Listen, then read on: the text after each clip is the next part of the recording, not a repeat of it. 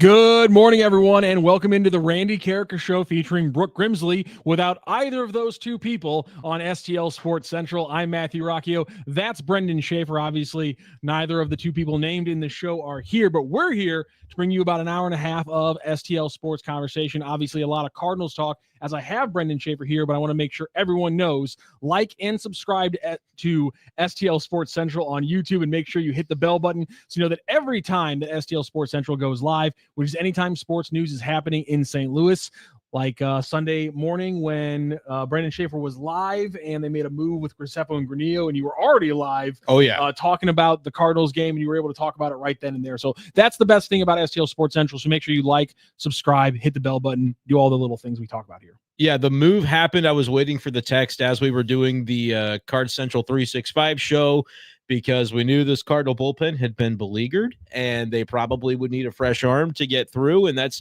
the move they ended up making. I know maybe a lot of people were probably thinking Andre Granillo has been pretty darn good, and now you're sending him out. But I really think right now it's a matter of availability, and the Cardinals just needing to get through this stretch of games where until July the 3rd, they don't have another off day on the schedule, and they need fresh relievers, especially now for this Cubs series that begins tonight. The first time the Cardinals and Cubs are playing in 2025. Insane. That actually doesn't bother me, though. Okay, a lot of people say, oh, I don't like the fact that they don't play until June. I'd rather backload that schedule. Right. I'd rather have now listen, don't hear what I'm not saying. I would choose a non-balanced schedule if I could. I would choose the Cardinals and Cubs playing 18, 19 times so they could play a series every month.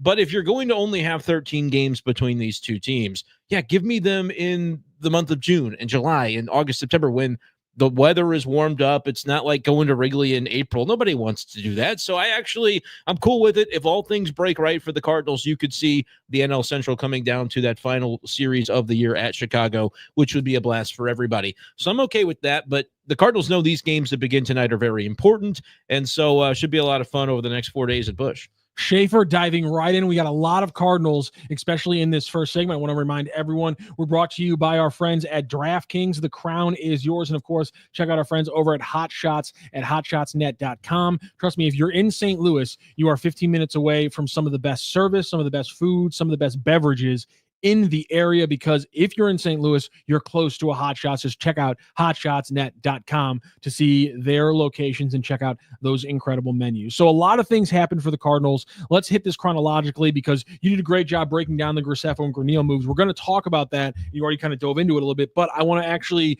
reverse things a little bit and go back to just what we saw this weekend from the Cardinals. Couldn't finish the sweep. They go quiet on Sunday, but a pretty solid weekend overall, especially from the starting pitching. And considering that had been where some cracks had shown through the bumps and bruises of the opening of June, that was obviously great to see, especially considering who it was. Andre Pallante, 6 innings pitched, 2 hits, 4 strikeouts, a walk, what was it, in an earned run, or no earned run. I don't think he gave up anything. Yeah, it was 0 earned run. Yeah, he was very good. He was absolutely incredible, and considering how he had been the last few starts, that was great to see. Sonny Gray again, so hot on Saturday, so we shouldn't be surprised by the 5 innings pitched. No, but the efficiency in the 5 innings pitched was solid to see. And then Miles Michaelis, obviously not a great game for the Cardinals on Sunday, but anytime Miles Michaelis is giving you more strikeouts than innings pitched, you got to just take that and run with it. And so Miles Michaelis settling in again, just a great weekend for the starting pitching of the Cardinals. Yeah, I think you had a chance in yesterday's game with the outing that Miles Michaelis gave you. 5 innings, 2 earned runs. The third one probably doesn't score without the pass ball, and was just kind of a perfect storm there. But he gave you a chance to win for sure. It was hot yesterday too. So you're thinking get 5 innings out of Michaelis. That's part of the reason that you have to have Granillo there anyway, just in case it goes haywire on you and you need some coverage. But the starting pitching did stabilize over the weekend. And I feel like a lot of Cardinals fans are understanding of getting the series win and not freaking out too much about the way yesterday's game went.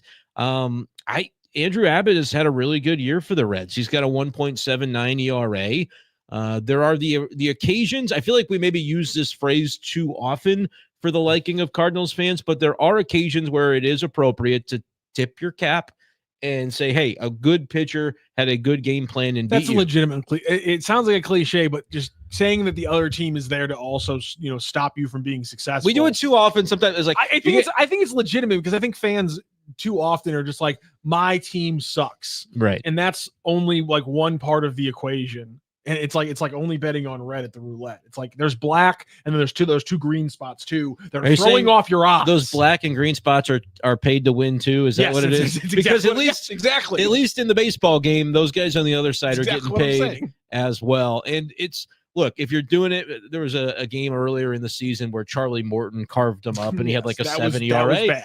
Don't tip your cap on those days. No. When Andrew Abbott has a 1.7 ERA and he throws 7 innings of one-run baseball, I'm okay with tipping my cap, especially with this stat. 3 strikeouts in the game. I mean, you said that because that's you put the ball in play. He had a game plan to get you in the air, and Busch Stadium in the air is usually not what you always want to be unless you're really hitting the piss out of the ball. And they had he had 9 flyouts to 3 groundouts, only 3 Ks.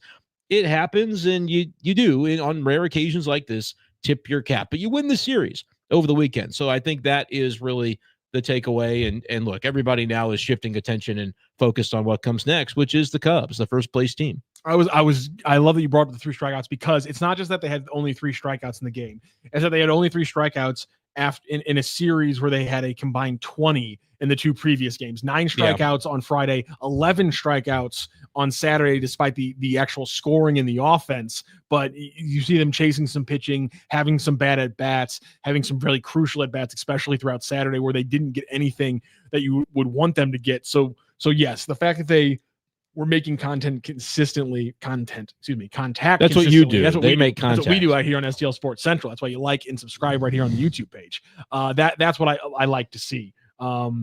Speaking of Saturday, just your overall thoughts on another just insane, wild game for this team. And I want to connect it to when I was reading over the weekend, Derek Gould's piece, when he was talking about how they're referring to it as bulk ball instead of bully ball, bulk ball, which is getting all those hits at once.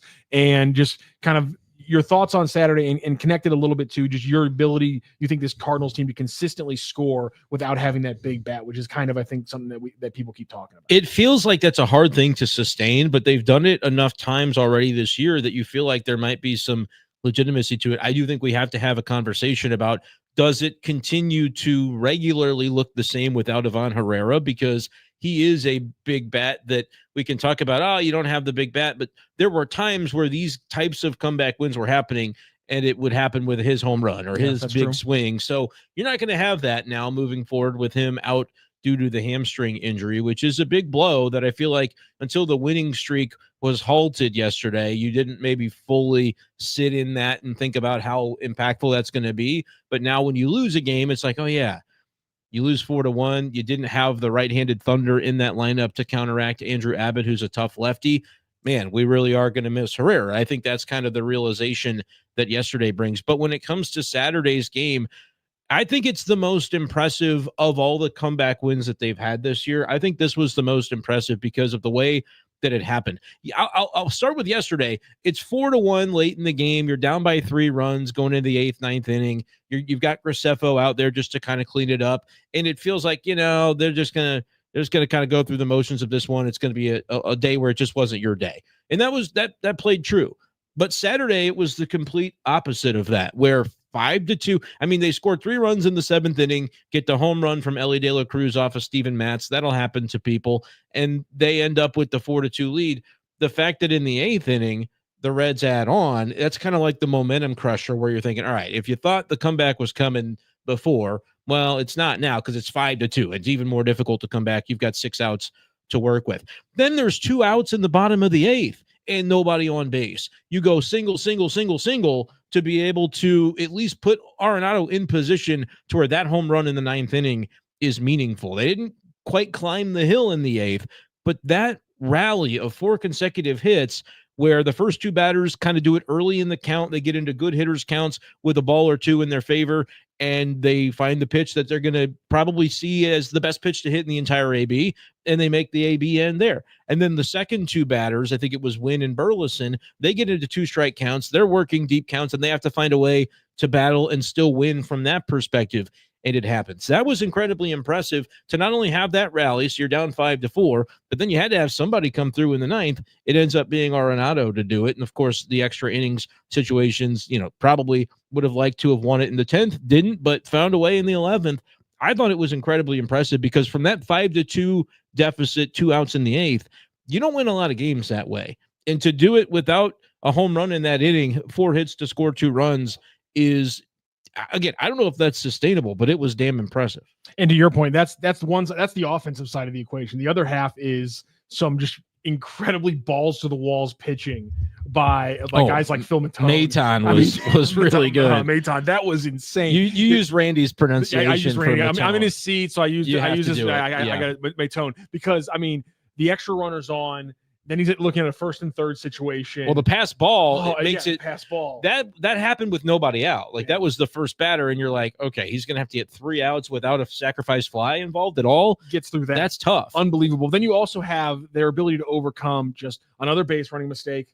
You also have another defensive mistake that is uncharacteristic. You also have, while you had some extremely clutch hitting, you also had some very funny non-clutch hitting, like you had the bases loaded with 0 outs. And Bubkus. Nolan Arenado hits that home run. And the next 3 at-bats, strikeout swinging. Yeah. So there were some really hilarious downs that made the ups even better. But I also think that's, to your point, it almost reinforces your point. And this was Derek Gould's point in his latest piece on STL Today, talking about how, it was a bad game in Busch, but it highlights how good they've been at Busch, where it was a bad moment, but it highlights to me that this team has so much talent that even when things slip through the cracks, and this has been my point with Bernie, even when things slip through the cracks, they are good enough in every facet that as long as only 1 or 2 things slip through at one time, they're going to be fine. It's like my cousin who used to tell me, only break 1 law at a time. That's a good rule to live by. It's a great rule to live by, and that's what the Cardinals are doing right now. They're only breaking 1 law at a time. I'm not a big lawbreaker, but that was something my mom definitely told me when I was a kid as well. Just break 1 law. If you're doing something you shouldn't, drive the speed limit. Don't do a second thing, right? Exactly. Then it starts to mount. That's exactly. Without an Ivan Herrera in your lineup, it could eventually start to mount on the Cardinals. Like, you could see more days like yesterday where you wouldn't even say they took terrible at-bats. They just didn't get any results against a really good starter who had a good plan against them. And then the Reds were able to isolate it down to just a couple relievers instead of having to go to their middle relievers. And that's been the crew that, as the Cardinals have won a lot of these types of games this year, they've been able to get to middle relievers for other teams. You get into the 6th, 7th inning, you get a starter out of a game, and then suddenly it's like it's a new life. You didn't really have that yesterday because Abbott was able to go so deep. So, that could happen more often without Herrera. We'll see what this offense looks like, especially when it's facing good starters. Now, we've known the Cardinals have had good outings against good starters this year, but I think Herrera's been in the lineup for a lot of those. And so then you're like, all right, if that sort of tapers off a little bit, the starting pitching feels like comfortable but tenuous at the same time, where you described the weekend that it had, and we felt pretty good about it. 6 innings, no runs from Palante. You'll take that every time from anybody. 5 innings, 1 run from Sonny. All right, it was hot. We're cool with that outing. Okay, Michaelis, 2 earned runs, but he gave up a 3rd run, only went 5. Like, okay, like those, it was a good weekend. But if you start to see a little bit of faltering from that group, suddenly you're like, all right, the offense isn't quite where it was. The pitching isn't really positioned to pick up the slack because it's not the way the team was built. Like, the team was built to have a rotation that would be solid in the middle of the road and be reliable. But if you start to and continue to knock on wood, like, the health of the rotation has been really has been amazing. And the one issue that you've had so far was that one time for Liberatore, where you're thinking, hopefully he's not hurt, and he's come back since then.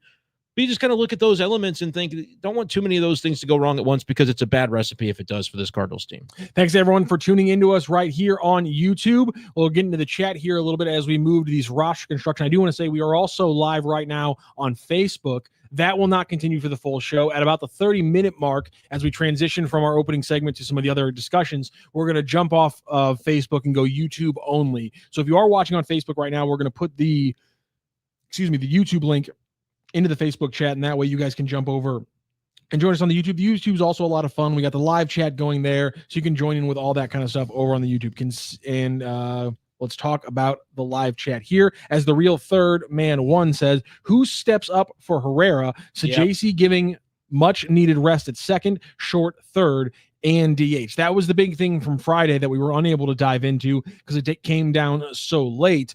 Ivan Herrera, and now we actually know it looks like almost, they're saying 6 weeks could be the deadline for this injury. Could be taken all the way up to the deadline. So that's a lot of at-bats. That's a lot of spots. It's a lot of offense and hitting the Cardinals are going to need to replace if they're going to want to keep the pace they're at right now up until the deadline. So obviously, JC's the name that was brought up in the move when he was moved to the IL, but obviously a lot of conversations we've been having about Alec Burleson, Nolan Gorman, so on and so forth. What do you see the plan of action being without Ivan Herrera over the next 6 weeks? I mean, you're not the same lineup. I think that kind of goes into, my previous rant was a little bit on the pessimistic side where it's like, okay, they've been this team that they're only breaking one law at once, if any, but is that something we can expect to continue and be sustained? And I'm not convinced for sure that it is.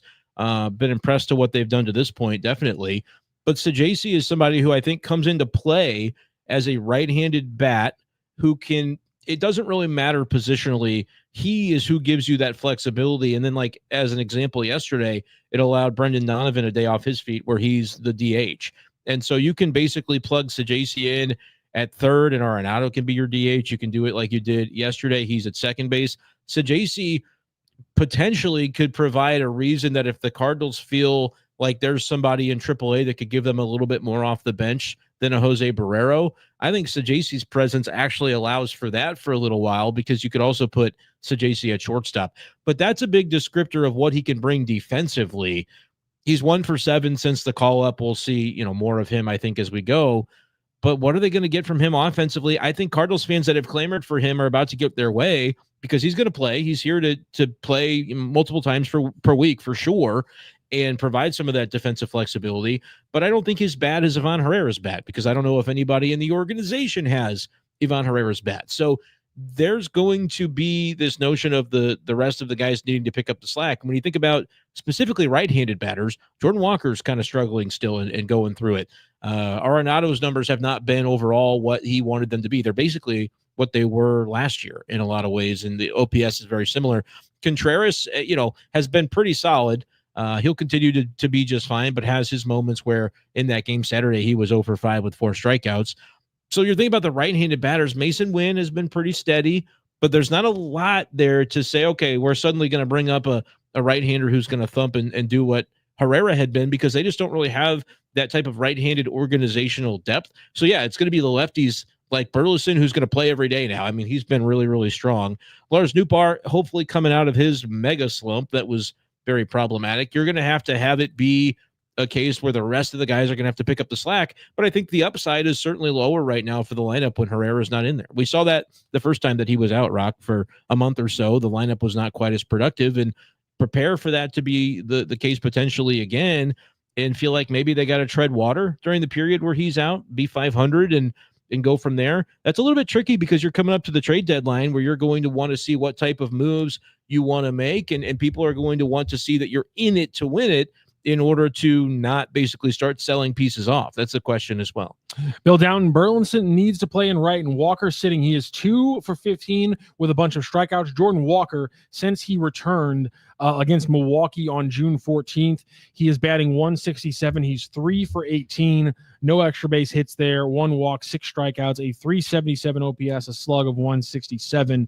What are your thoughts on Walker since his return, and because you now have at-bats open because of the Herrera injury, do you expect them to just give him kind of at-bats to figure things out over the next week? It's going to depend on pitching matchups in a lot of ways. Like today, I would be... I thought Marmol, right when he went down, Marmol said the thing with Jordan Walker now is we're confident playing him against lefties and righties. Yes, but I think it's more about guys like Burleson who have shown they can hit lefties. He's got to play. Yeah. That's what I don't think it's an anti-Walker aspect where Ollie wouldn't be confident.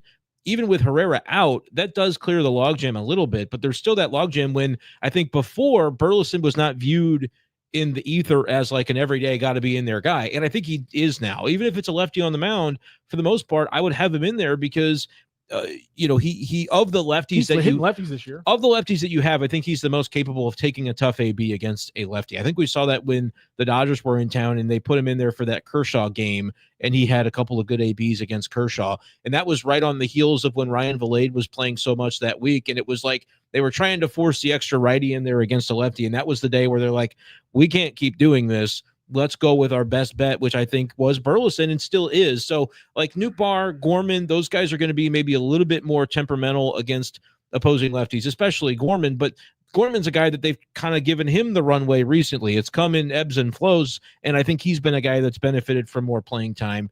But it's tough. Like I think Walker will largely play because of the lack of Herrera. But now that Sajaci's here, if he proves to be a bat that's worth keeping in there, and the conversation every day turns to Walker or Sajaci, that becomes, I guess, a question that you can actually ask now because he's here. I just think that with the way that Marmol was talking about Walker right before he gets injured in late May, right before he gets injured at the very end of May, I would be shocked if their tact has changed already so much over the last month, including, yes, the fact that he struggled over the last week since he got back. But they were full bore. We're giving Jordan Walker as much time as he needs. We're giving him playing every day against lefties and righties. Like that was 100% what he said the day that Walker gets hurt and goes on the IL. Yeah.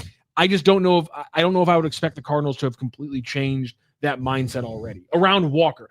With other players, like if this would have happened to Gorman, like heck, it did kind of happen to Gorman, and we saw how minimized his playing time was for a while there. With Gorman or something like that, I understand why it's different. I just think that their tact and the way they approach things with Walker is still different than almost any other player in the organization. I think that's right, but it also, like, because of this spot in the season that we're in, they had made the decision to be that way with him. That's Smooth Productions' point. Depending on the outcome of this Cubs series, the runway should be closed, and now it's just play your best players. But I think the runway thing is situationally dependent upon, like, whose time to shine is it? Because when we started the season, Walker and Gorman were kind of the big names where we would talk about runway, and maybe Herrera was in there too, but he quickly proved that his bat plays and like that he passed that test. Can't catch, but they're going to get him in the lineup as the DH, and they kind of accepted that. But they weren't often able to do the Walker and Gorman thing at the same time. Mm-hmm. And so it would kind of alternate. And now you've got Herrera out of the lineup, which creates an additional spot. But they brought up a guy in Sajaci that I feel like when he's here, the point is to get him some playing time. And maybe that means 3-4 times a week. Maybe that's not every day. And that's how you fit everything else in there. I think you're going to see, to your point, Rock, I agree with you generally that Walker's going to continue to play. And I think that's right. Right now, his struggles, like you read off the numbers, there hasn't been any power, but his last couple of starts is 0 for 7. Prior to that was a start where he was 1 for 4 with 2 strikeouts. So like you could paint the picture of 1 for 11 with 5 Ks and be like, yeah, he's really struggling. But it's like, all right, we had this plan in place for Walker, so we're not really going to overreact to that. I think that's kind of how they felt when Nootbaar began to struggle. But then Nootbaar had a game where he struck out like 9 times, and it was like, okay, now the numbers look even worse. 4 and 5. We have to pay attention to it. And then they started to kind of oscillate his playing time and gave him some mental rest days as well in there. So I think right now I generally agree with you. What happens if the first 2 games of the Cubs series, Walker plays and goes 0 for 8 with 4 Ks, and it's like, okay, now the sample size is even larger. We might want to start to manage him a little bit. I think he'll mostly play, but like, let's look at tonight, for example. Ben Brown, right-handed pitcher, who's got like a 5.5 ERA for the Cubs. Who needs to be in that lineup for you tonight because of the matchup? I would say all the lefties, which is Burleson, Nootbaar, Gorman.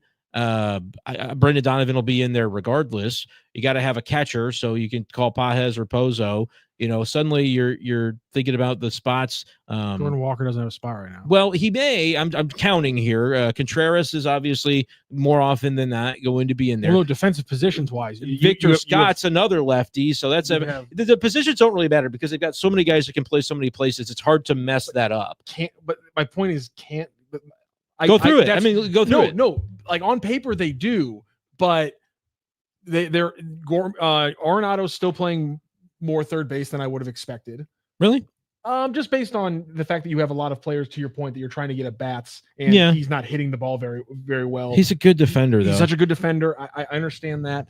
but like Arenado's not moving out of any spots. So there's not a lot of third base at bats. Apparently they don't want to move Donovan out of second base. So now that versatility has been limited. They'd prefer to keep him on the infield. And so my point is that because the versatility is limited, the players you rattled off, the lefties that have to be in the lineup, Nootbaar's in left, Donovan's at second base, Burleson's in right field, Gorman's your DH. My point is for Walker specifically. That's why I brought up Walker. There isn't a defensive spot to put him. If Arenado's still in the lineup because you need his defense, Brendan Donovan's at second base because it makes his defense better.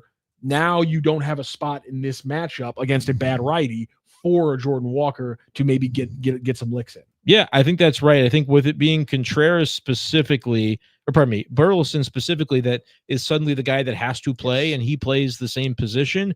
Like, you can shove Contreras to DH, and maybe that's, but then it's Gorman, right? That would be out of lineup. So you have that conversation. And by the way, a name I didn't say at all is Sajaci. So it's like, even though my argument was you call up Sajaci to give him some looks, you're right. You can't put him in this lineup either tonight against a righty because you're trying to fit in all the lefties. So that's my only point with the Walker thing. I don't think they've changed their tune on him. I think I'm still looking in a post Herrera universe going, there's some elements of this that are tough to kind of pin together.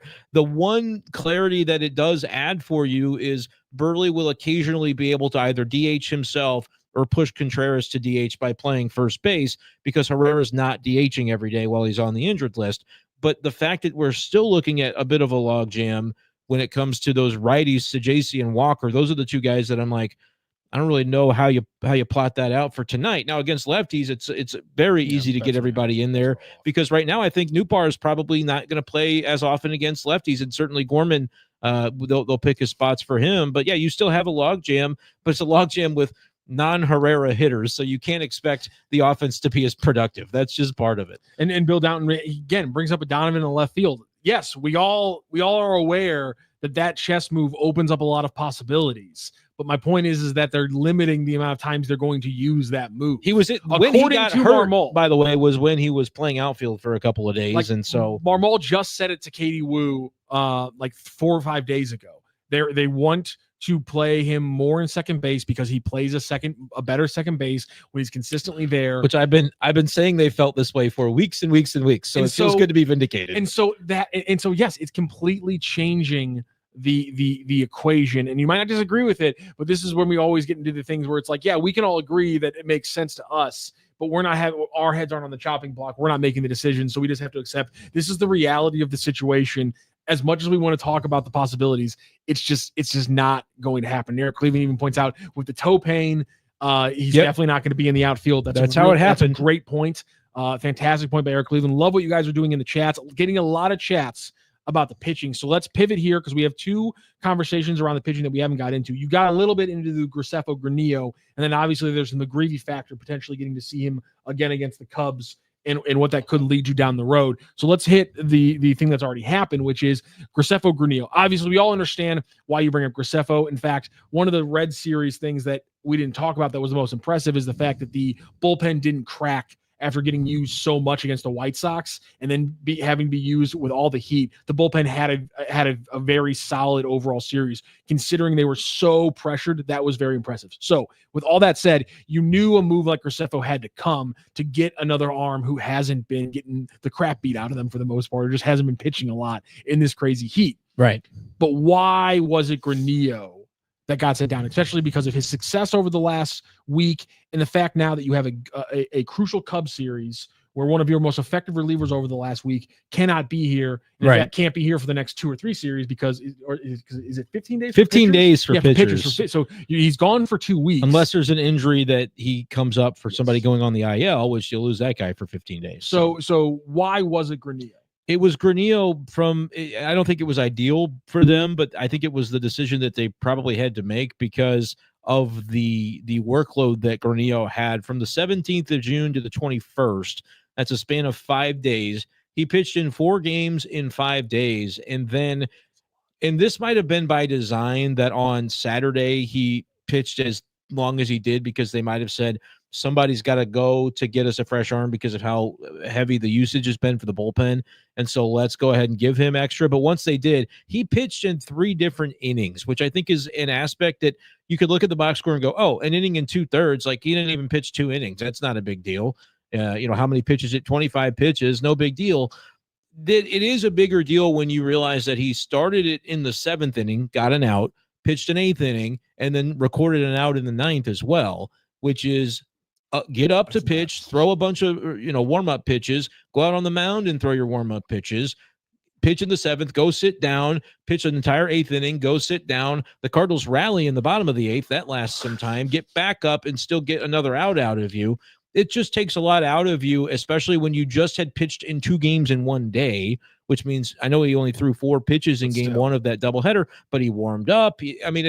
They look at a lot of different things, and he also had pitched on that Tuesday. So he had 4 games in 5 days, a lot of mileage on the arm for that week, where I think if the Cardinals were approaching it the way they typically do, they would look at him and say, you can't pitch Sunday, you can't pitch Monday. Maybe by Tuesday, he's back in the mix as an available reliever for Ollie Marmol, but you needed to get through that Heat game with Miles Michaelis on Sunday. So Graceffo is who had to come up, because if Miles, flames out and goes 3 innings, Graceffo's going the 4th, the 5th, the 6th, and maybe the 7th, just to kind of get you through that game.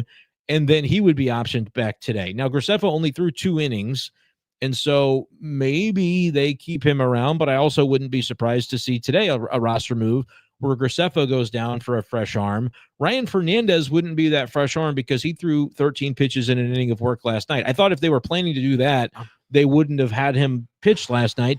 Maybe Matt Swanson, though, could be the guy that would come back if they're looking to just continue to churn and make sure they've got their full allotment for the Cubs series. But I would say, like, the fact that Graceffo threw 2 and Leahy threw 2 yesterday, that gave everybody else the day off. So they're largely in a better spot coming into tonight with their bullpen, to where they may not feel the need to do that. But I'm not sure. We'll see later today what they, whether Graceffo is still here or they have to continue that churn with somebody else who is fresh from Memphis. If they continue that churn, is it fair to criticize the movement back to maybe the White Sox series, that essentially the decision-making that gets you to a point where you're going into a Cubs series where instead of having a very effective Andre Granillo, you're back to having Ryan Fernandez in the bullpen? Like is well, and like I said, I don't know if I'm saying the possibility, like if that does happen, is it legitimate to criticize how you get to that point? Because that is a material downgrade in what you saw last from Ryan Fernandez and what you've sseen recently from Andre Granillo, in having that a weapon in your bullpen. Now I regret saying Ryan Fernandez's name because you're sad. You're mad. I know. I'm not. But my point, even if it's Matt Swanson, whoever it is, my bottom line is that Andre Granillo has been more effective than those guys, and you're essentially trading out Granillo for one of those pitchers potentially for one of the most important series of your entire season. Yeah, because a week ago. What did you want him to do? What did you? Well, now why was it mismanaging though? Why was it mismanaging? Because we're talking about the Thursday doubleheader where they won both games and Granillo played a key role in those games. In the second game, you were in extra innings, and so if he's your best option to win a game where you've already taken the lead in the top half of the inning, they were up by 2. Nootbaar hit the homer. You've got a ghost man on second. Granillo. He locked it down and won him that game. Game 1, you're not necessarily anticipating going to extra innings in game 2, and they only use Granillo for one batter, potentially to think that, hey, he's a guy who they could use a second time today if they had to. The fact that it comes in the 10th, or whatever was it, the 10th or 11th on Thursday, whatever it was, 10th, tells you that they probably were, ideally trying to avoid using a pitcher a second time in a day, but the situation came up where they're in an extra inning spot and they had to do it. So I don't think that they was mismanaging to use Granillo on those days. Like, that's just what it is, man. He was like you said, a reliable guy. We wouldn't know of Granillo as this reliable guy that we all like for the bullpen if not for Thursday happening. So I don't think you can turn back and say, well, they used him too much. They should have saved him for the Cubs series. I'm not saying only the management of Granillo. I'm saying the management of the entire bullpen that led to you then having to lean on Granillo in certain times and then I don't know, stretching out and leading to a point where if you have an example, I would discuss that example. But I think when you play a doubleheader and then you play at 6 o'clock the next day, and it's just it mounts on you. And as a manager, I think Ollie has a lot of that stuff in order as best as you can. But the it's mismanagement isn't necessarily from the pitching staff; it's mismanaging moments that led to that game going to extras and then extending who you had, the pitchers you had to use. You got one? That if you have an example, we could talk about it. But I think otherwise, it's just a premise without a. How they handled the offensive situations with Gorman on base and the pinch hitting decisions they made late in those games.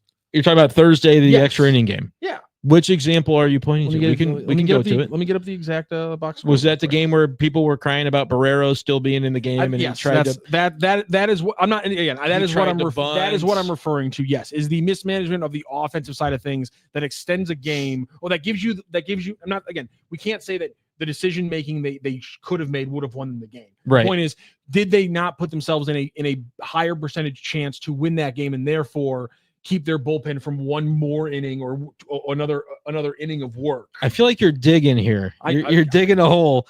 So like if you want to go talk about the Barrera thing, I actually was obviously not in Chicago covering that series, but I have thoughts about it that I don't know if I've shared on these platforms because I was on vacation during this. However, I was locked in as you can be. So Barrero was the starting shortstop that day. We're talking about everybody grab your calendars. We're going to scroll back in our scorebook to Thursday afternoon, second game of the doubleheader with the White Sox. Yes. Barrero strikes out in the 8th inning. Previously in that at bat, he had tried to bunt and Gorman was picked off of third base. Am I catching all this correctly? And so are you mad that Barrero was bunting, that Barrero was batting at all? He should have been pinch hit for to try to win the game there. Is that sort of the premise? Because if you pinch hit and whoever, I think, can I be mad at them in order? Like I'm mad that he's batting. Okay. And then I'm mad that I'm mad that he exists. Well, that's a little bit harsh. A little bit harsh, Rock. Yeah, let's go back to this. On a cold day 9 months before his birthday, I'm so pissed off. Wow. Not very nice. I'm a big Jose Barrero guy. No. He does not speak for me. I think there should have been a pinch hitter there, and then secondary. Who pinch hits? Let me see who's available on the bench. Was Herrera on the injured list yet? That's something that I don't. That happened this weekend. Friday. Yeah. Herrera was on the bench. Okay. But was he already hurt? He had caught. No, did he pull up in the earlier game going around the bases? Is that when it was? Let's map this out. Because if he went on the IL Friday, it means before Friday's game. So to call on Herrera to pinch hit in the 8th inning of a game where he never played again and went on the injured list, probably was already hurt, if I had to guess. This is from Katie Wu's reporting. Okay. In The Athletic. This came out a couple days ago, and it was Herrera sustained the injury.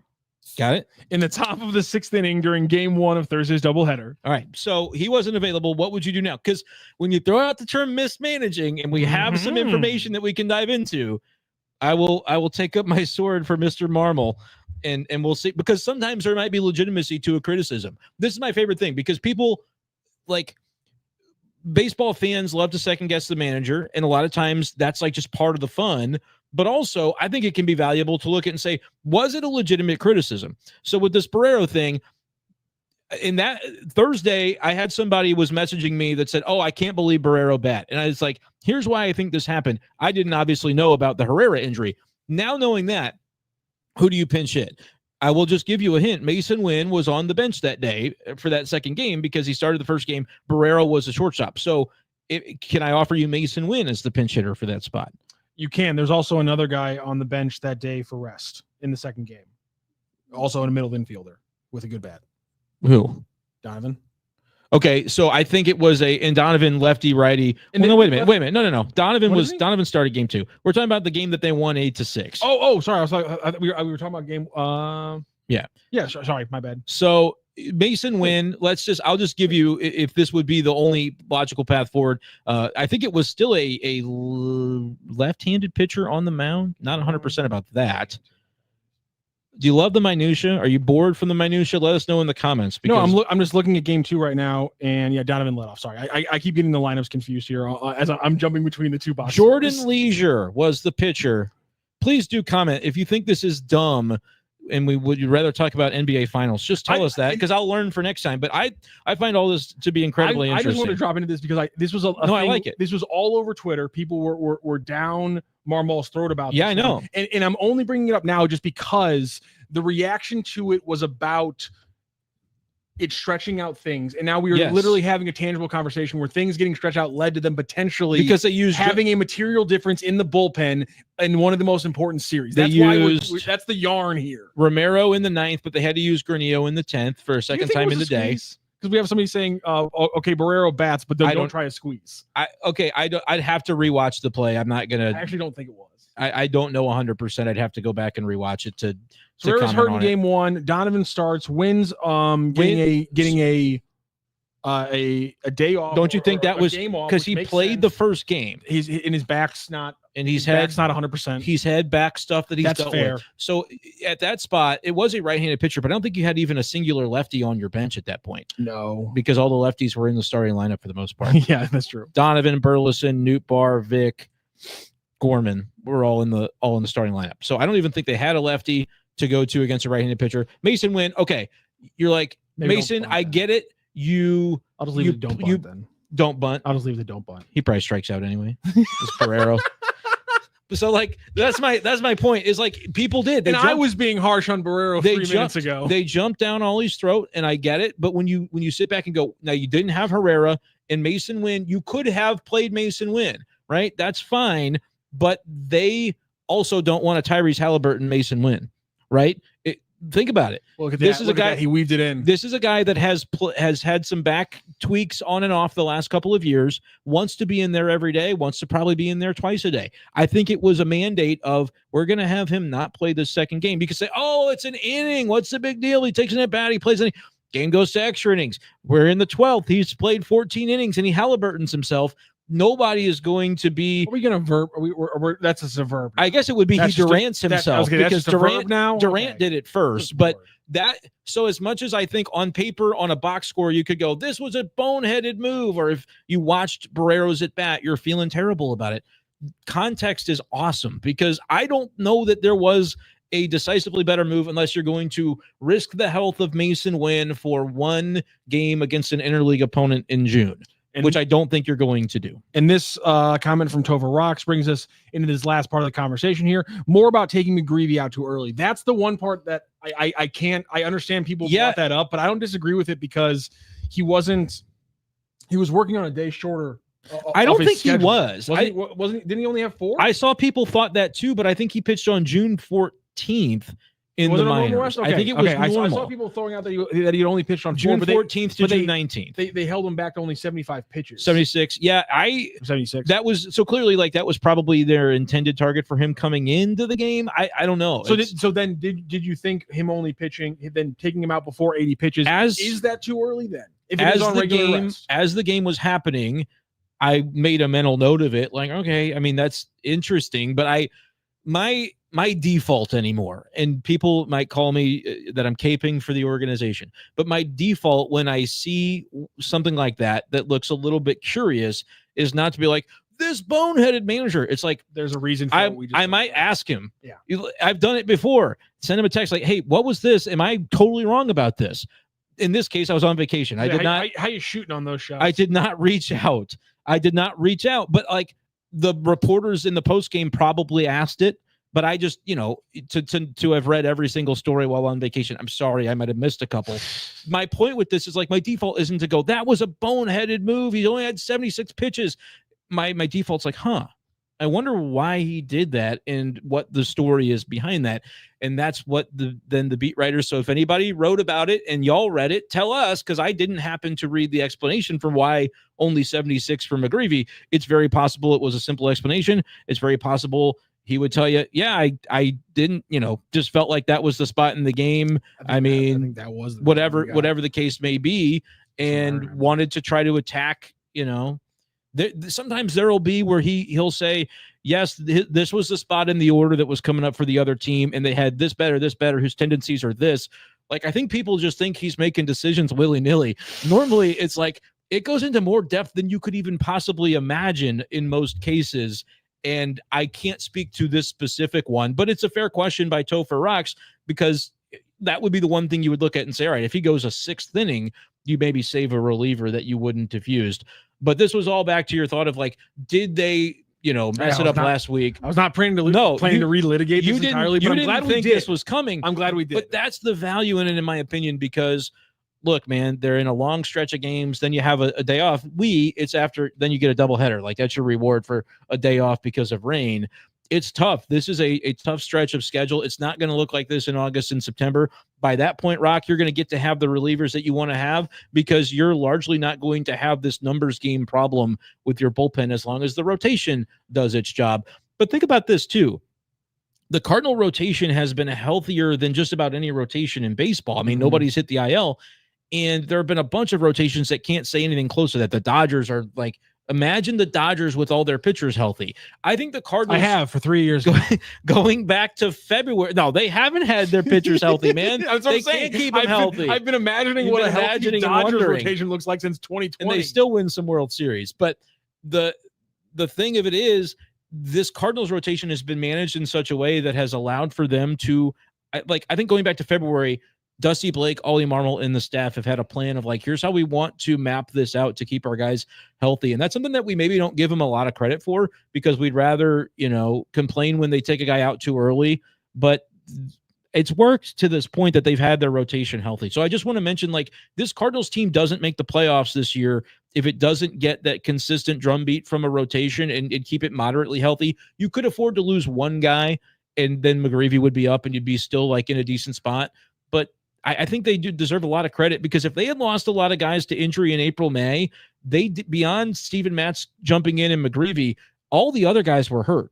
Tink Hence, Quinn Matthews, like everybody from AAA that you would want to call upon was not available. Robertson. And Robertson's gone for the year. So they have done a nice job to get to a point now where I think if you did lose a guy to injury, you're closer to going, how's it looking down there for Quinn Matthews? Like, I don't know if you're there yet, but you're at least closer to having that conversation. Well, they do have one injury right now. We know who the pick would be to slide right into the rotation, and that'll be the guy that Katie Woo reports looks like he's going to get a spot start on Tuesday in this Cubs series, and that is Michael McGreevy. So your thoughts on McGreevy going into potentially start tomorrow? Yeah, and they're asking, so keep this in mind too. As we talked about, why take him out after 5 innings? We can even maybe bake this into that conversation.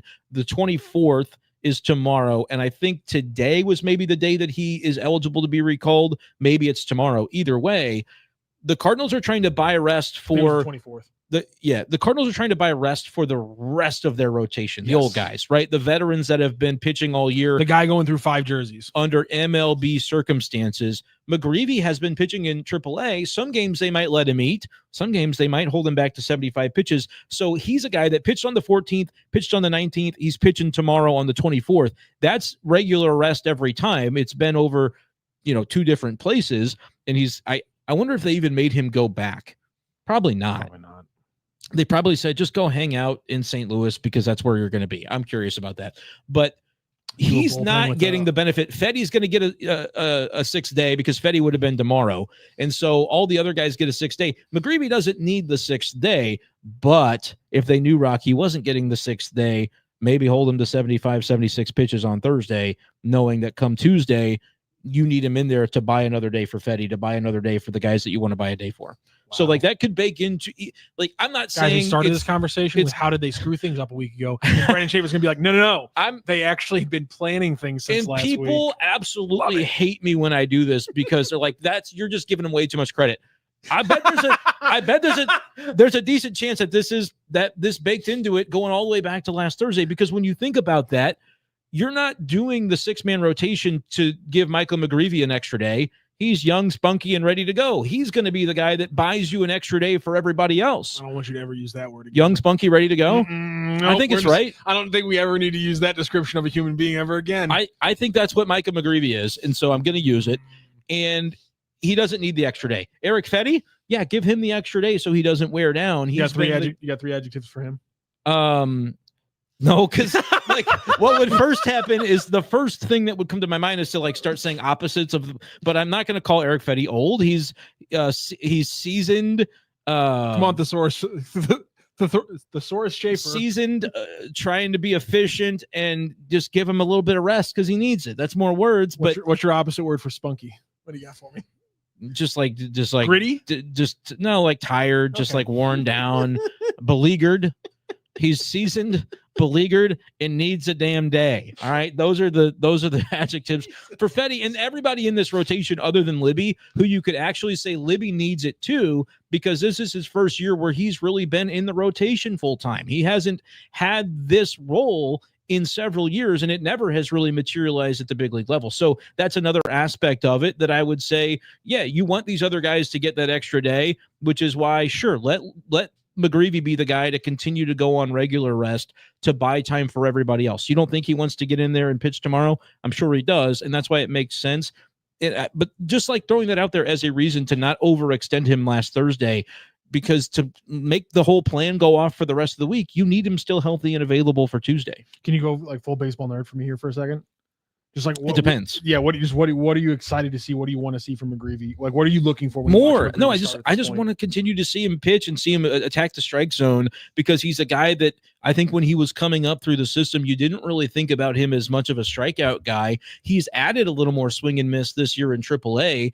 And at times we see that materialize in the big leagues for him, but it doesn't really have to. I just want to see him to be a guy that attacks, and I don't have fear that he won't be. I mean, he has that mentality where on the mound he wants to come right at hitters, and I feel like that's probably what you'll see even against a potent Cubs lineup tomorrow. So I'm looking forward to it if that is in fact the decision the Cardinals go with. Cardinals and Cubs starts tonight, 6:45. Ben Brown facing off against Matthew Liberatore down at Busch Stadium, and you'll be able to catch our postgame right here on STL Sports Central with the Card Central postgame. Again, make sure you like, subscribe, hit the bell button right here on STL Sports Central on YouTube.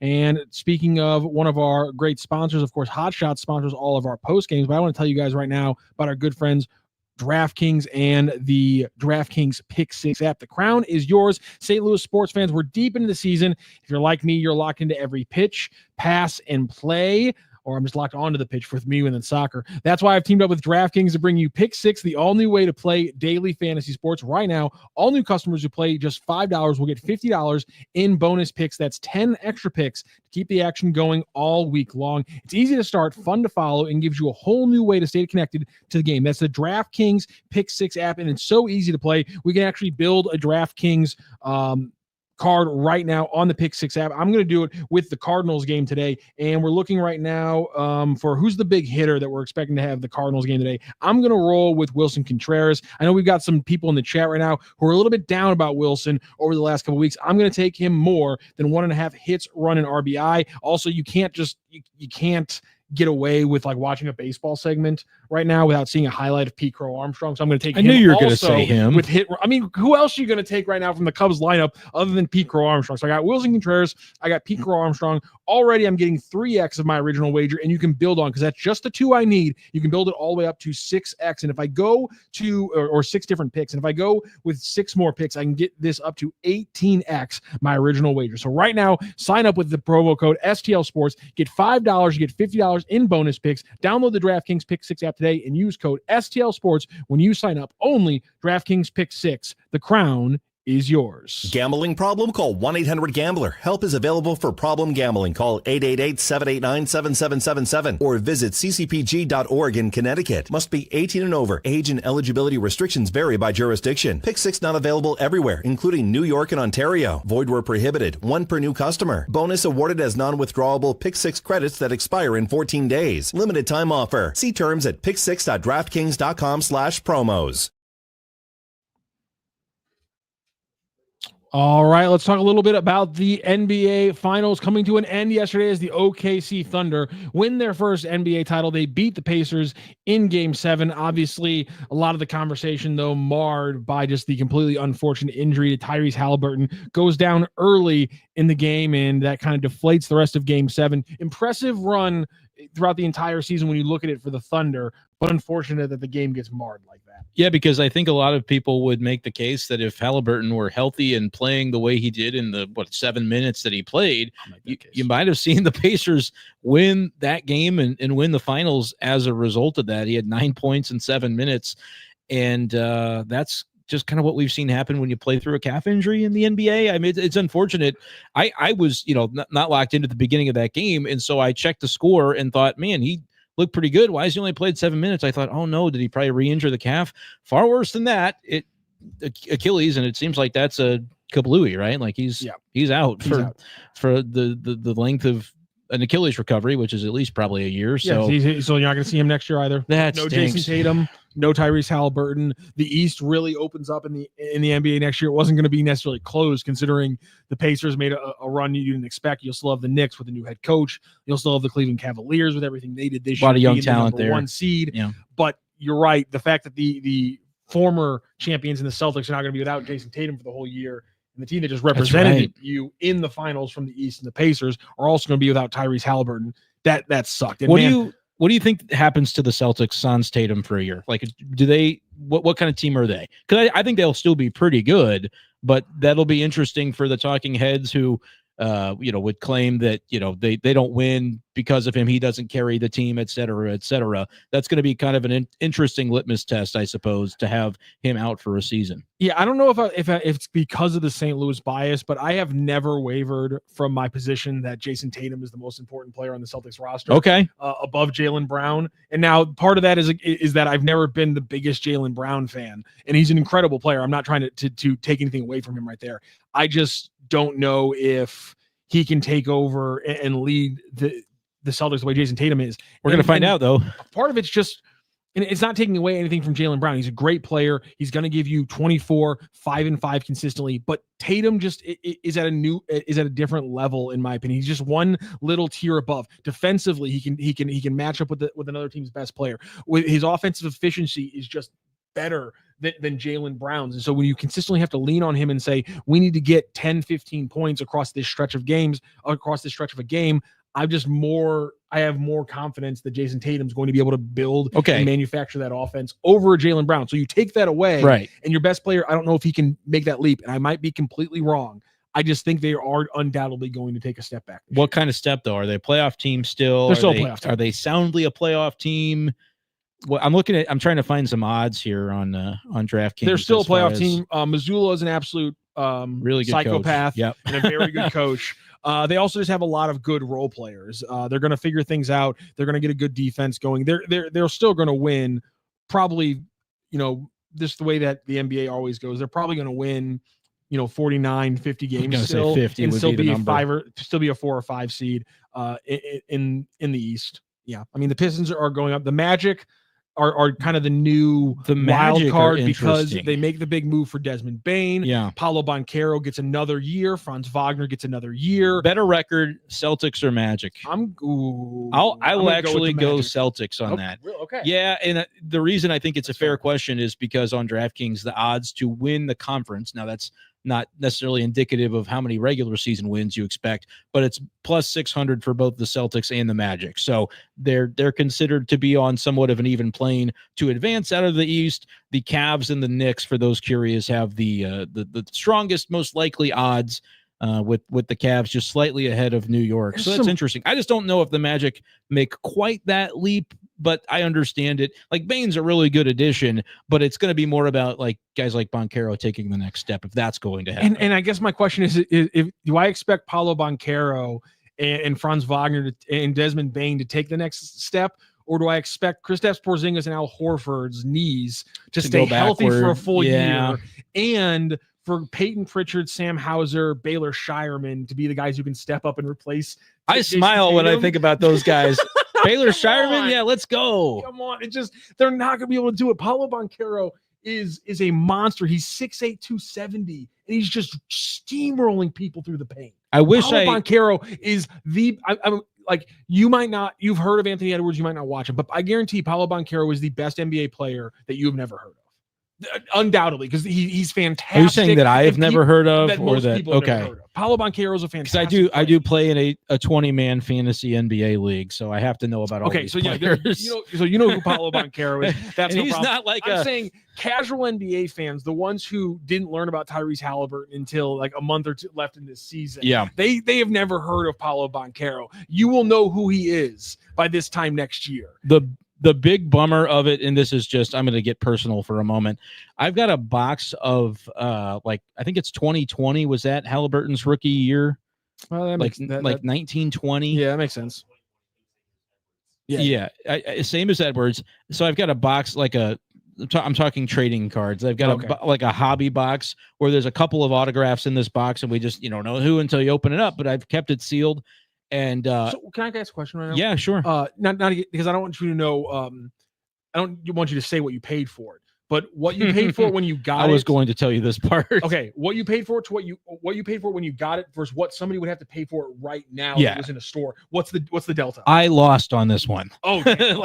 I bought it at a time where right in the COVID sports card bump was and so I definitely lost, but I could have during this finals or right before it sold it for only a slight loss on the whole thing, and almost considered doing that. But then I thought, what if Halliburton wins? Oh no! So not only did he not win, he's not even healthy anymore. If they win, he wins MVP. If he wins and he wins MVP, you post it on eBay that night. Yes. I mean, it would have, and so that's one where we just got to sit and wait for Anthony Edwards to win a title now.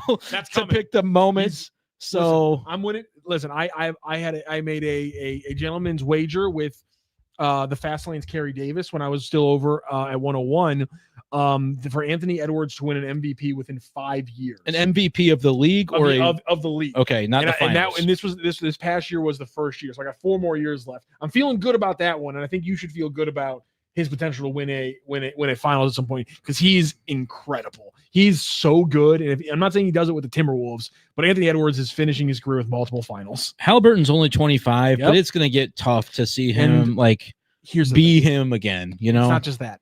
He hit all those shots. That's not going to continue. How many times have you honestly been able to say that an NBA team was winning because they were greater than the sum of their parts? It's not something that happens in the NBA very often. No, you don't get a lot of games. And listen, we talked about it. They had 2 games this season or this finals where a starter did not score 20 points. They had a game where no one on the team scored 20 points, and they won both of those games. Yeah, those are anomalous things. Not having anybody score 20 and win happened 8 times in the last 60 years.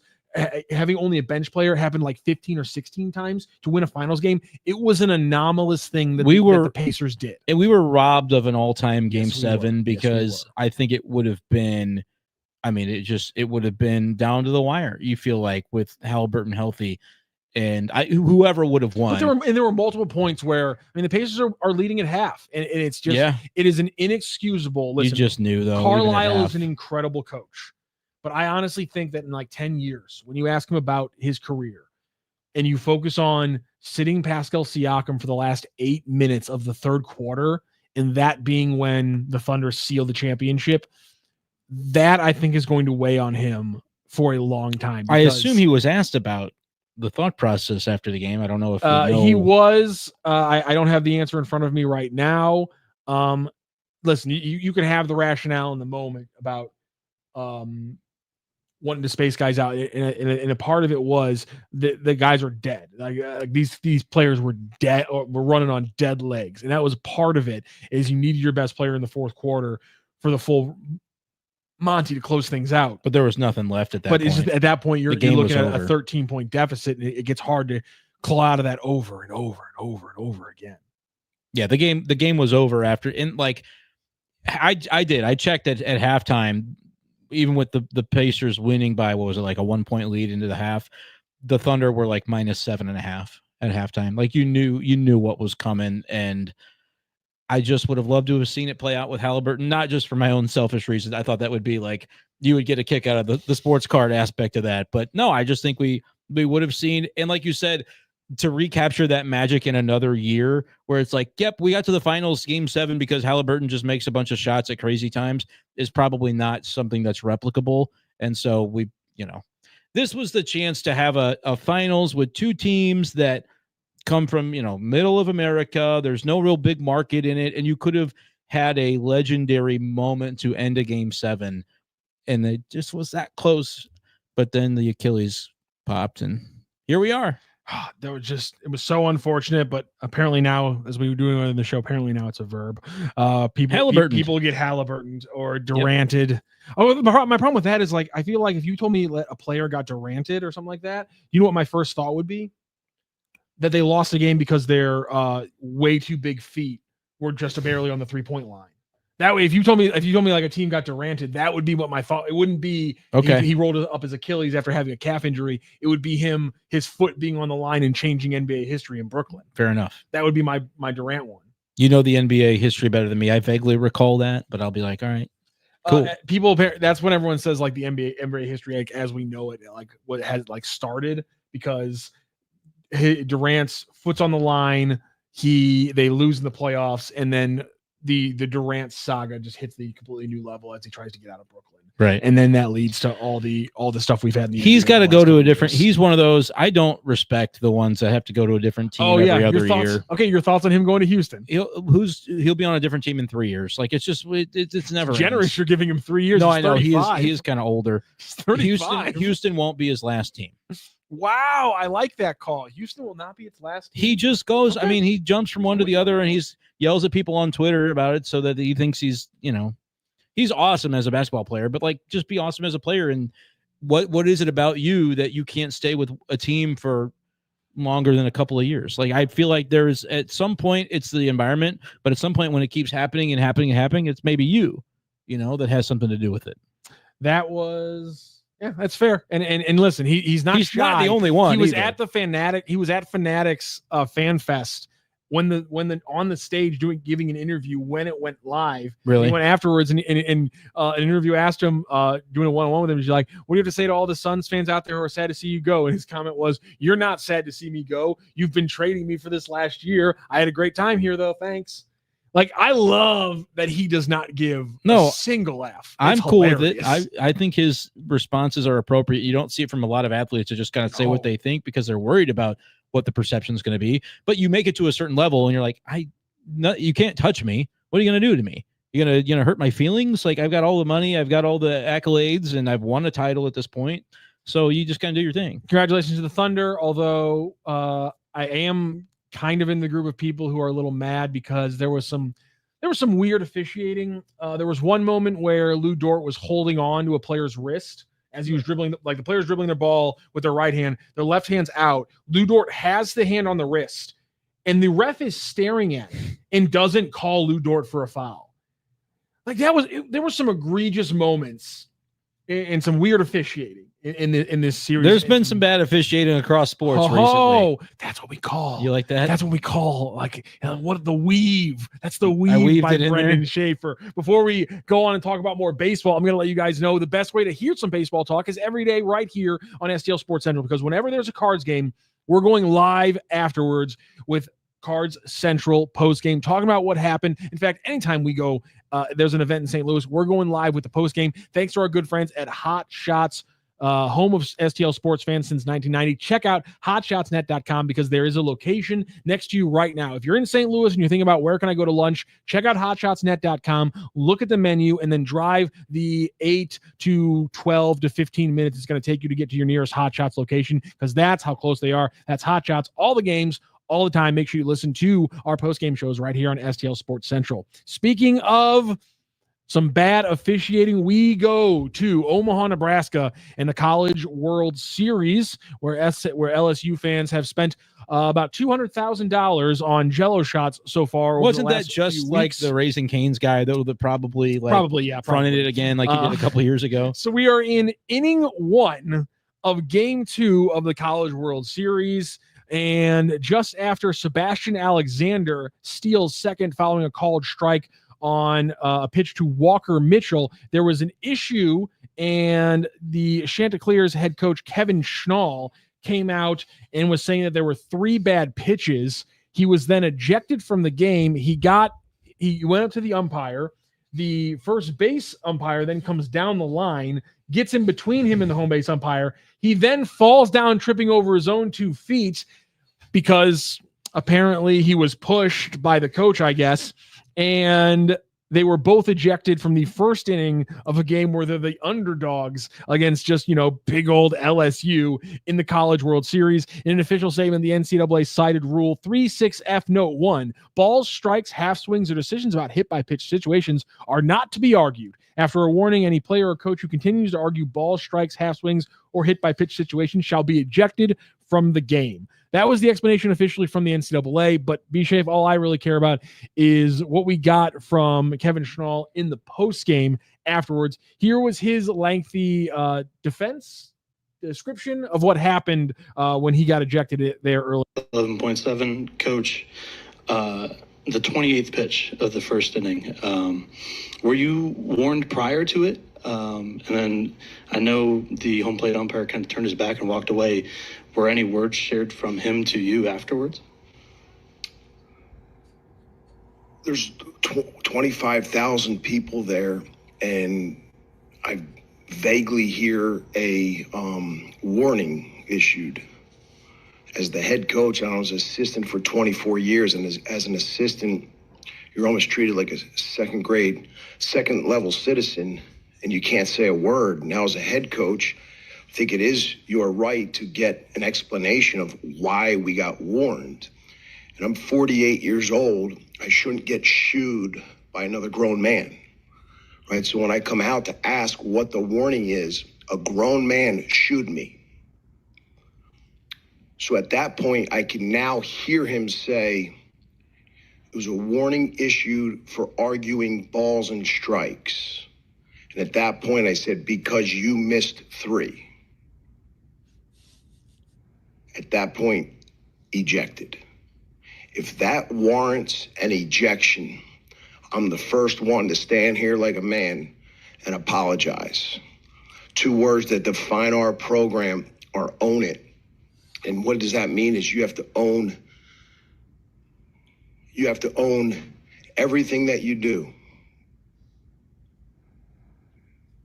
Without blame, without defending yourself, without excuses.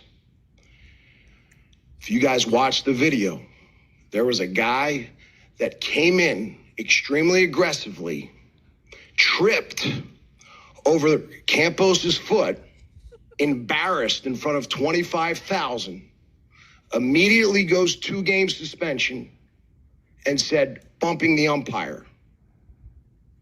Immediately does that. There was no bump. He was embarrassed. I shouldn't be held accountable for a grown man's athleticism. They'll retract it, though, because now it's excessive. And the reason why it's excessive, because I was trying to say, I didn't bump him.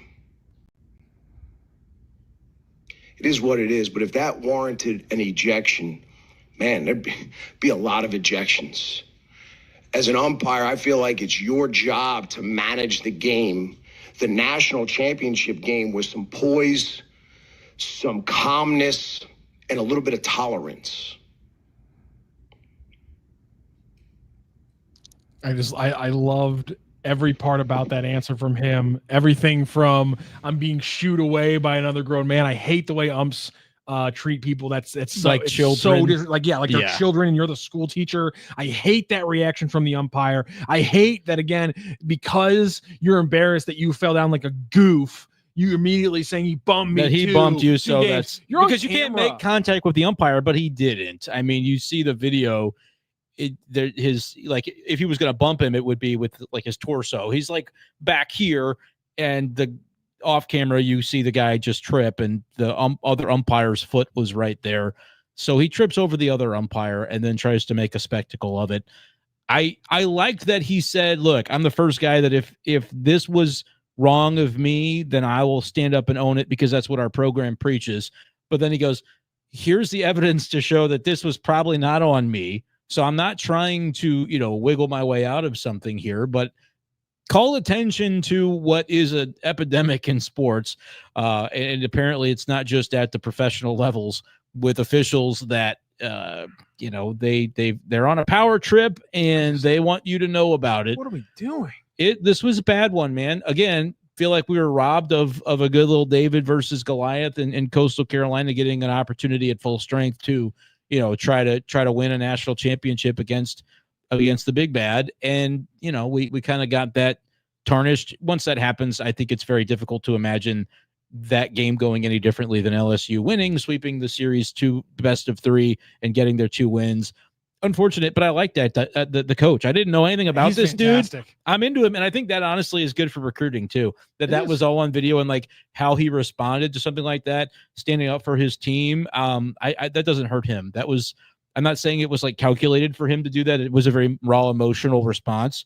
But he handled that really well. I'm a fan of that guy now. And credit to Noah Beanick, who works for 11.7 and 11.7 college baseball, which is a great site covering all the college baseball, doing great work there at Omaha. He was the one who asked the question and got that whole thing started. So fantastic job by him. Gave us a little quick piece of sound. Yeah, this is actually the second time we brought up Schnall on this show, because last week he got a lot of, or 2 weeks ago, there were some rumors about that, whether he was cutting the grass, but he went publicly and kind of pointed out, he's like, we don't have any scholarship money, and he laid out kind of the realities of the Coastal Carolina run. Okay. And really he's been super impressive. I've loved everything they've been seeing, and it was a bummer to see them have to go down, like you said, in 2-0 like that.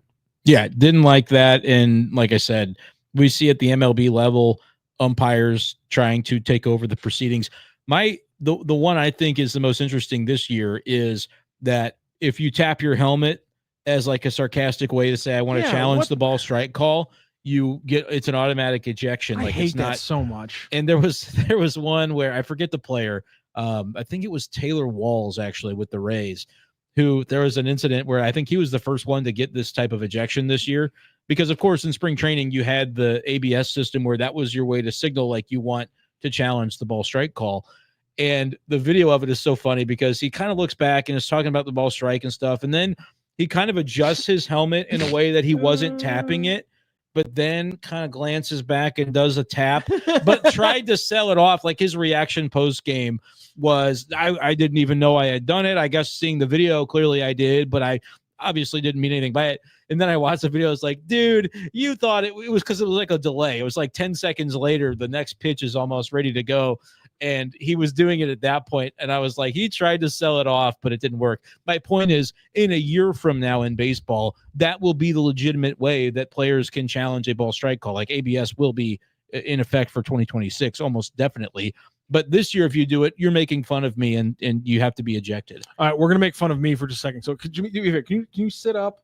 And I just want to make sure we're both sitting at like the same level. It's hard. Okay. I'm not okay, as tall. that's fine. Let's no. Like line your chin up here where mine is. How in God's name is my head so much bigger than yours? Huge. It is unbelievable. Usually it's in my massive. life, I wonder, I'm like, my head cannot be that big. And then this entire show, I just keep staring at the screen because the camera's over here. The screen's over here from me. I keep staring at the screen and just and I just, my head is so much bigger than yours. Yeah. And right now, it's never looked worse. I look like a freak next to you right now. My head is so much bigger than yours. I think the white shirt's not helping because it's blending with the background, and so your head stands out even further. Look at where the bottom of, like, I'm lining up the top. Look how there's like an extra, like, no, it's now there's like this much extra head. Having known you for a while now, this has always run through my mind. Seeing you, I always knew my head was big, but this is the first time I've ever like gotten a perfect visual representation. That's why I was like, big. Sit up and like make sure, like, am I closer to the screen? No, I was gonna say like lined up. The camera angle, you're actually a little bit closer, a little bit because of the camera angle. Still, so it is a little bit of an optical illusion. My head is massive, but it is massive. God, this is like I have been trying to get to this show without pointing this out, and I just got to a point where I couldn't get there. My head looks so much bigger than yours right now. Hey, Rock, we've known. It looked like an optical illusion, though. Like it looked like it honestly looks like if you turn on the audio, you would be talking like this compared to me talking like a regular human with how much bigger my head is. I've known you for like 9 years, and I've known all along. I hate to point out the obvious, but yeah. No, again, this is not a new phenomenon. I've always known I had a big head. Like, I haven't always known. Like third day of freshman year in high school, somebody probably as soon told as you. that day started, I knew that I had a big head. Yep. But usually you don't. It's perspective. Because like here's the thing. Like I know I'm a big guy, but like I walk through this world thinking that I'm a regular sized person. and then everyone else is just tinier than me. But there are moments where I'm like, oh no, I'm too big. I'm not too big. You're just larger than the average bear. I'm a little bit too big. I wanted to bring up one more topic, BSchaeff, because I've had this in my bookmarks for 2 weeks. Okay, bring it up. And I got I got a baseball guy here, and I got to empty the clip on you here. This is from a tweet from June 14th by Andrew McCutcheon. I was told by a rep for MLB that the balls are indeed different this year. They stated, quote unquote, higher seams, which produces more drag on the baseball, causing baseballs to not travel as far as they should. When asked why, I was told, quote unquote, every baseball is hand sewn, so no ball is the same. When I asked if there was something that can be done about correcting the current performance of this year's baseball, I was told there was nothing that could be done about this season, but they are, quote unquote, working hard on getting to the bottom of why the seams are higher. So that was Andrew McCutcheon a few weeks ago, as a lot of people have been talking about a dead ball in baseball this year. Obviously, over the last, I want to say, was it 2021, the first season we started talking about the juice ball? Yeah. And then it was the dead ball, then it was the juice ball, now it's the dead ball again. Your thoughts on just the not just this year, and if you're seeing a difference this year, but the fact that we're going back and forth with this conversation with $1 billion league. Yeah. And that this is an actual conversation we keep having to have. I don't think it's that interesting. Okay. I actually don't. Like some years, and then like a couple of years ago, there's multiple different eras of balls in circulation, and like, you don't know. And I think the conspiracy part that's fun is like, do they send the juice ones to certain like gem event games where like they want like this, or like the Sunday night baseball? Do they want that to be more of an offensive frenzy? I think that's probably happened before. But I also think that there's just probably not as much oversight as we give them credit for about, like, think about the sheer volume of baseballs that has to be in circulation because they throw 2 pitches and then they're using a new ball. Like it's a bunch of baseballs. So I don't know if these people that are, it's their job to do them hand sewn. Was there a period of time where they got tired and they didn't sew them as good? Like, I don't know, dude. It's a baseball. I don't know. I think it's just like any of these other conversations. We talk about the juice ball or the dead ball, and then we'll talk about the torpedo bat, and then we'll not talk about it at all while Cal Raleigh is hitting a million home runs. I love that you brought that up. Like, I don't know. It just gives us something to talk about. I don't know. It's not that compelling to me, but some people like it. I don't know. Some people want to talk about it. Is it compelling to you at all that there is a catcher hammering 75% of his home runs with the torpedo bat? Yeah, I mean, it's also interesting to me that he isn't using it for 100% of his at bats. Yeah, I don't know I haven't read enough into like what the logic is. I saw the numbers, like they were like he's hit like 25 of his 30 home runs. I'm like, wait, but where was the first home run? Well, was it like he didn't start the season with it and then he did? But I was thinking about this exact question yesterday, and I looked at his game logs, and like he hit a bunch at the begin. There was a stretch earlier in the year where he hit a bunch. So there's no way. There's no way the math works out that he's not like using different. I wonder if different pitchers. I don't know. If the expectation is a pitcher's going to like jam you, maybe then you want your barrel lower because you're that way you don't have to turn as much to get to it. Maybe it's just literally a pitcher matchup kind of thing, or maybe he was dialing it in. Yeah, I don't know. I will try to get the answer for that because I haven't read. I'm so glad. Oh, here you go. He's a switch hitter and he uses it when he's left-handed. There you go. I didn't even think about that. And I have to imagine that it probably is directly because he doesn't use it when he's left-handed, or he only uses it when he's lefty, and you face more right-handed pitchers. Right-handed pitchers, and they're going to try to jam you more. So yeah, it makes sense. I would wonder what the statistical percentage though is. He started using it on April the 11th, but has been using it as just a lefty is what I'm reading. But like, is there a statistical difference between the rate of homers? Or can you even attribute it to that? Because you'd have to go back to his previous seasons. Did he have a higher home run rate per plate appearances as a lefty than as a righty in previous years? Or has that changed? Now I want to do the math on it, so later I will. Yes, we're going to get that from Brenden Schaeffer. We're going to wrap up this show here in just a moment. We got a text here or chat here from Rooster from Birmingham. What are your thoughts on the Blues' new logo release tomorrow? I've seen these things. It seems like such a very minute change. Like, I'm okay with it, but yeah, they're going to, in my opinion, a better color. Well, I think the colors aren't changing, but yeah, it just adding more, a little sharper, a little sharper, a little less, get more white, so that the difference between like the patch and everything else that it's on kind of jumps out a little bit more. I like the new logo look.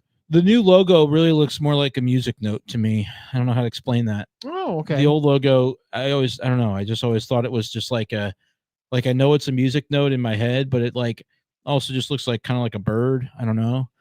It's just a very unique. It's a very, very good logo. Like they're not changing it much. It's one of the best logos in sports. I feel like it's very unique.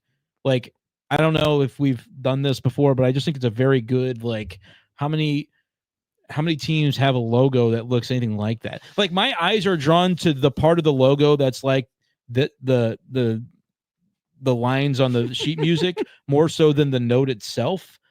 But I don't know. It's a very good logo. And I like the new one too. I'm good with it. Yeah, I like it. I mean, for me, when it comes to the blues, as long as they're finding ways to incorporate the light blue, I like the lighter blue as well. And the light blue is the secondary logo kind of deal, I think is what it is. And so I love that. I think it's their best secondary jersey.